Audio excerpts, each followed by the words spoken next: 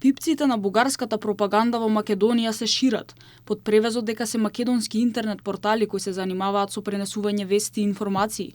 Тие вршат тешка пропаганда во полза на бугарските антимакедонски политики.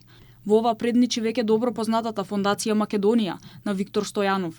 Истражувањето на порталот 360 степени откри дека оваа фондација од позадина контролира најмалку 6 интернет портали и Facebook профили. Најголем дел од содржините пласирани во оваа мрежа на портали и страници на социјалните медиуми се вообичаени, но дел се презентирани на начин што предизвикуваат жестоки дебати за односите меѓу Македонија и Бугарија, за односите меѓу македонците, албанците и слично.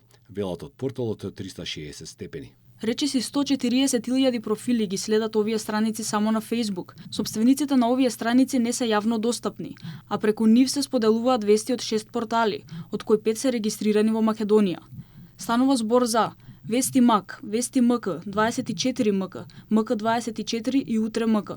Според досегашните податоци, порталите Вести МАК и Вести МК се регистрирани на името Александар Смилков, додека останатите 3 веб страници се под името Асен Петровски. Преку анализата 360 степени подсетуваат дека на 4 март годинава јавното обвинителство отвори предмет ширење расистички и ксенофобичен материјал по пат на компјутерски систем, за што е сомничен Виктор Стојанов.